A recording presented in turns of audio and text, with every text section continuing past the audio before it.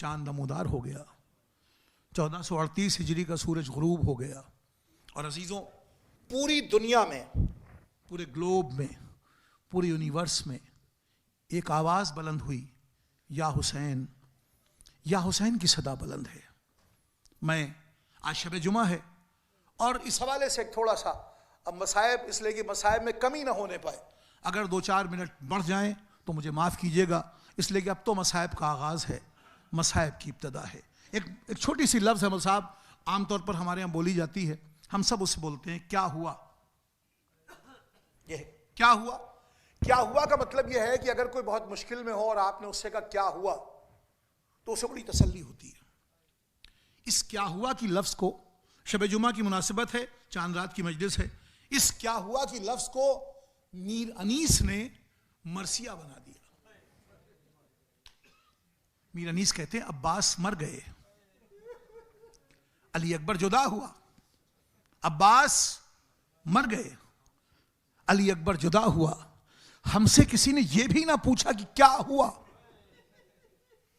صرف احساس کرنے بہت کافی ہے، عباس مر گئے، علی اکبر جدا ہوا، ہم سے کسی نے یہ بھی نہ پوچھا کہ کیا ہوا۔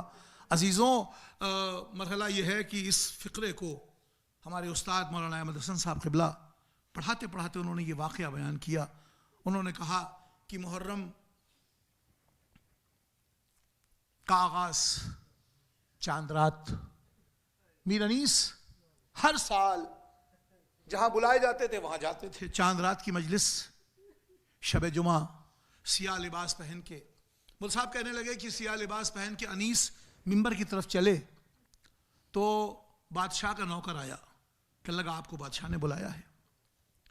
میر صاحب نے کہا یہ مجلس کا وقت ہے، کہاں مگر آپ سن تو لیں۔ میر صاحب کہتے ہیں میں گیا، انیس کہتے ہیں میں بادشاہ کے پاس گیا، بادشاہ نے کہا کہ ہماری خواہش ہے کہ آپ شاہی لباس پہن کے مرثیہ پڑھیں۔ انیس نے کہا چاند رات کی مجلس ہے، ایام عزا شروع ہو چکے ہیں، ہم عزاداری میں کسی سے سمجھوتا نہیں کر سکتے۔ بادشاہ نے کہا آپ ہماری بات کی مخالفت کر رہے ہیں۔ انیس نے کہا کوئی مخالفت کی بات نہیں، آپ جو کہہ رہے ہیں وہ اصول عزا کے خلاف ہے، اس لیے کہ عزا کا چاند نمودار ہوا اور ہم سب عزادار ہو جاتے ہیں، سیاہ لباس، دل مغموم، آنکھیں نم، زبان پر صرف ایک صدا ہوتی ہے ہائے حسین۔ بادشاہ نے کہا آپ واپس چلے جائیں، انیس نے کہا ہم واپس تو چلے جائیں گے مگر عزا کے معاملے میں کوئی سمجھوتا نہیں کریں گے۔ مول صاحب کہنے لگے کہ اس کا مطلب عزاداری میں سمجھوتا یہ اصول عزا کے خلاف ہے۔ اللہ فرما رہے ہیں اور میری بات مکمل ہو گئی۔ انیس سواری پر بٹھا دیے گئے، سواری چلنے لگی، واپسی کی سواری۔ انیس کے دل میں ایک نوحہ جو زبان پر آ گیا۔ انیس کہتے ہیں شہزادی بطول بی بی، کیا اس سال تمہارے لال کا ماتم میرے مقدر میں نہیں ہے؟ کیا اس سال تمہارے لال کا ماتم میرے مقدر میں نہیں ہے؟ مجھے واپس کیا جا رہا ہے۔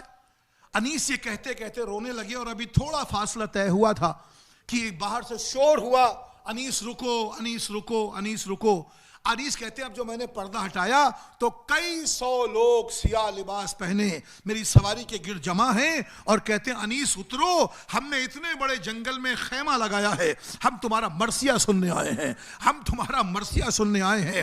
انیس کہتے ہیں میری دعا قبول ہو گئی، میں اترا، سواری سے اترا، ممبر پر بٹھایا گیا، میں نے فضائل پڑھے، لوگوں میں ایک جوش پیدا ہوا، میں نے مصائب پڑھے، لوگوں میں گریہ کی کیفیت ہوئی، اور ایک عجیب سی کیفیت طاری ہوئی میرے اوپر بھی، لوگوں کے اوپر بھی۔ مجھے ممبر سے میزبان اتار کے جب سواری کی طرف لے کے چلا تو میرے بڑھتے قدم رک گئے۔ میں نے محسوس کیا اتنے بڑے پنڈال کے پیچھے چھوٹے سے خیمے سے کوئی چیخ مار مار کے رو رہا ہے، اور ایک آواز آ رہی ہائے حسین، ہائے حسین، ہائے حسین کی صدا بلند ہے۔ انیس کہتے ہیں میں رکا، میں نے اپنے میزبان سے پوچھا وہاں کون ہے؟ اس نے کہا ہمارے قبیلے کا سردار ہے۔ انیس کہتا ہے میں اس سے ملنا چاہتا ہوں۔ انیس کہنے لگے جب میں آگے بڑھا، پردہ ہٹا تو میں نے کیا دیکھا، ایک بزرگ ہیں زمین پر بیٹھے ہوئے یا حسین لکھتے، چیخ مار کے روتے، زمین پر بیٹھ کے یا حسین لکھتے، چیخ مار کے روتے ہیں۔ انیس کہنے لگے میں آگے بڑھا، میں نے سلام کیا، اس بزرگ نے کھڑے ہو کے مجھے سینے سے لگا لیا اور کہنے لگا انیس بڑا اچھا مرثیہ پڑھا، انیس بڑے اچھے مصائب پڑھے، شہزادی تمہاری عزا کو قبول کریں۔ انیس نے کہا آپ کون؟ میں فقرہ کہہ دوں۔ انیس نے کہا آپ کون؟ کہا میں زعفر جن۔ یہ کون ہے؟ کربلا کے واقعات کا آئی وٹنس، چشمدید گواہ۔ انیس نے کہا زعفر تم تو کربلا میں تھے، ایسا کچھ بتاؤ جو میں نے اپنے مرثیوں میں نہیں لکھا۔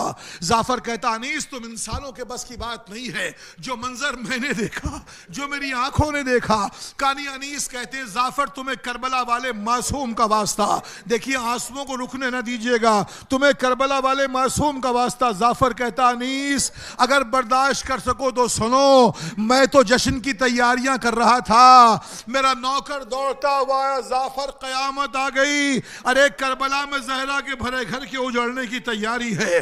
زعفر کہتا میں ننگے سر ننگے پیر جب کربلا کے مقتل میں آیا تو میں نے کیا دیکھا، میرا مولا ذوالجناح پر سنبھل نہیں پا رہا۔ میں نے کیا دیکھا، ابراہیم نے آگے بڑھ کے سہارا دینا چاہا، مولا نے آواز دی نہیں دادا یہ وقت امتحان ہے۔ میں نے دیکھا حسن مجتبیٰ نے رکابیں تھامنا چاہی، حسین نے کہا نہیں بھیا یہ وقت امتحان ہے۔ زعفر کہتا ہے میں ہمت کر کے آگے بڑھا، اپنے پروں سے میں نے سایہ کرنا چاہا، حسین نے اپنی زخمی گردن اٹھائی، یہ میرے اور خدا کے درمیان وقت امتحان۔ زعفر ہاتھوں کو جوڑ کے کہتا ہے مولا میں تمہارا نوکر ہوں، میں یہ منظر نہیں دیکھ سکتا۔ مولا نے کہا زعفر اتنی دور چلے جاؤ کہ میری آواز تمہارے کانوں سے نہ ٹکرائے۔ زعفر کہتا مولا مجھے جانے کو نہ کہیے۔ کہا نہیں زعفر تم کو واپس جانا ہوگا۔ زعفر کہتا ہے میں الٹے پیر واپس جا رہا تھا، ابھی کربلا کی سرحد سے باہر نہ نکلا تھا کہ میری ماں ننگے سر کربلا میں داخل ہوئی۔ اس نے کہا زعفر قیامت آ گئی، ارے زہرا کا گھر اجڑ رہا ہے، تو واپس آ گیا۔ کہا اماں مجھے مولا نے واپس کر دیا۔ زعفر کی ماں کہتی میرے ساتھ چل، میں مولا سے تیری سفارش کروں گی۔ زعفر کہتا اے انیس اب جب میں کربلا پہنچا تو منظر بدل چکا تھا، شمر کا خنجر تھا، حسین کا گلا تھا، اور جب شمر نے گلے پر آخری وار کیا تو حسین نے کسی کو نہیں پکارا، فرات کا رخ کر کے آواز دی میرے غیرت دار عباس، اے میرے بیٹے علی اکبر۔ یہ کہتے کہتے زعفر خاموش، انیس بے ہوش۔ جب انیس کو ہوش آیا تو کہنے لگے میں نے وہیں بیٹھ کے یہ مصرع لکھا، عباس مر گئے، علی اکبر جدا ہوا، ہم سے کسی نے یہ بھی نہ پوچھا کہ کیا ہوا۔ الا لعنت اللہ علی القوم الکاذبین وسیعلم الذین ظلموا ای منقلب ینقلبون ربنا تقبل منا انک انت السمیع العلیم۔ پالنے والے ہماری سزا قبول فرما، ہمارے ان آنسوؤں کو معصومہ کے رومال میں جگہ عنایت فرما۔ پروردگار جو مومنین ہمارے یہاں سے